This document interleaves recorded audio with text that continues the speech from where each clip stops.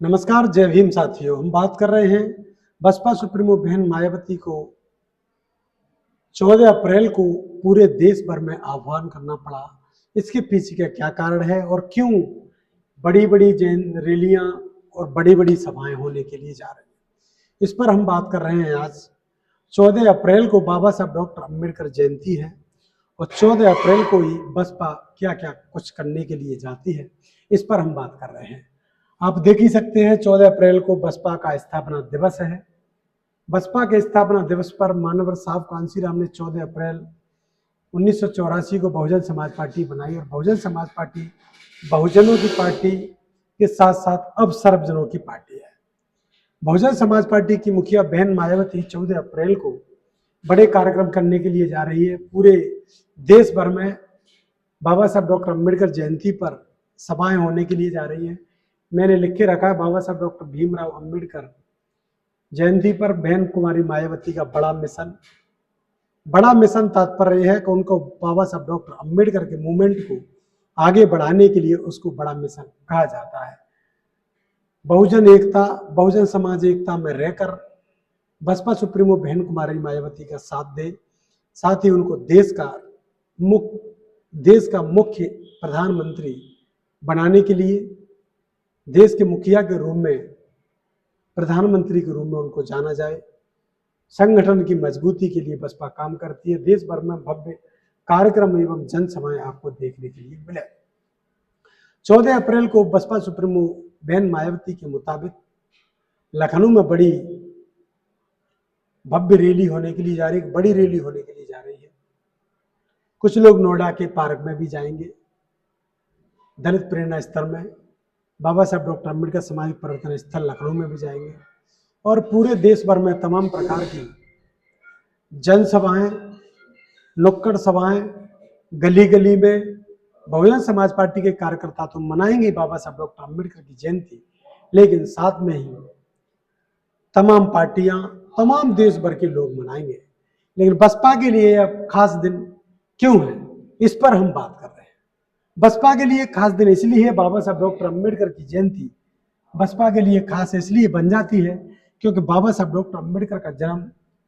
14 अप्रैल 1891 को हुआ। उसे 14 अप्रैल 1984 को मान्यवर साहब कांसीराम ने बसपा की नींव रखी और नींव रखने के साथ साथ बहन कुमारी मायावती का संकल्प है कि जब तक वो दुनिया में है तब तक बाबा साहब डॉक्टर अम्बेडकर के इस मूवमेंट को सहेजने का काम करेंगी। मानव साहब कांसीराम के द्वारा इस मूवमेंट को दिया गया है, उसको आगे बढ़ाने का काम करेंगे। तमाम लोग इस जयंती पर नए कपड़े पहनेंगे, बाबा साहब डॉक्टर अम्बेडकर के मूवमेंट की बात करेंगे, नीले गमछे पहनेंगे, बाबा साहब डॉक्टर अम्बेडकर के मूवमेंट की बात करेंगे, पंचशील की पताका डालेंगे, बाबा साहब डॉक्टर अम्बेडकर के मूवमेंट की बात करेंगे। लेकिन सत्ता में आने की बात जब आती है तो सिर्फ और सिर्फ बहन कुमारी मायावती अकेली खड़ी नजर आती है। अकेली बहन कुमारी मायावती सत्ता के प्रयास में उनको जीवन व्यतीत होने के लिए जा रहा है उनका, और प्रयास यही है कि अंतिम समय तक वो इस देश की गद्दी पर बैठे, देश की प्रधानमंत्री बने, इस बहुजन समाज के लिए कुछ ऐसा करके दिखलाएं जिससे कि आने वाली पीढ़ियां उनसे प्रेरित हों, आने वाली पीढ़ियां ये समझे कि बहन कुमारी मायावती ही एक ऐसी लीडर थी बहुजन समाज की जो कि देश में प्रधानमंत्री बनी और प्रधानमंत्री बनने के बाद उन्होंने देश में बहुजन समाज ही नहीं सर्व समाज के लोगों के लिए ऐसे कार्य किए जिनसे प्रेरणा लेना अति आवश्यक है। बहुजन समाज पार्टी ने उत्तर प्रदेश में भी कुछ ऐसे कार्य किए हैं जिससे तमाम सरकारें आज प्रेरणा लेकर बैठी है। बसपा ने तमाम कार्य ऐसे किए जिनको आज भी प्रगति पर देखा जा रहा है। अभी हाल ही में आपने देखा होगा ग्रेटर नोएडा का जो हवाई अड्डा है उसका शिलान्यास भी पहले बहन कुमारी मायावती उसकी नींव रख चुकी थी और उसको आप देख ही सकते हैं 2007 से 2020 की जो सरकार थी बसपा सुप्रीमो बहन मायावती की, तब ऐसी नींव रखी गई, उसको आज मुख्यमंत्री योगी आदित्यनाथ की सरकार ने पूरा किया है। ऐसे तमाम काम थे चाहे वो बसपा सुप्रीमो बहन कुमारी मायावती के द्वारा बनाया गया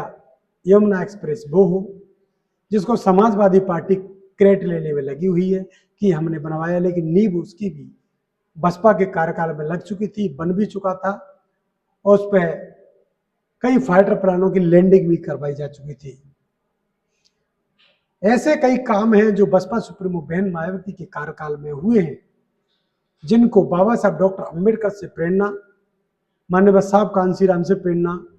महात्मा ज्योतिबा फुले से प्रेरणा मिलती है। महात्मा ज्योतिबा फुले के शिक्षा के कार्य को बाबा साहब डॉक्टर अंबेडकर के दबे कुचले समाज के हक अधिकार के लिए यह लड़ाई माननीय साहब कांशीराम ने लड़ी और अब इस लड़ाई को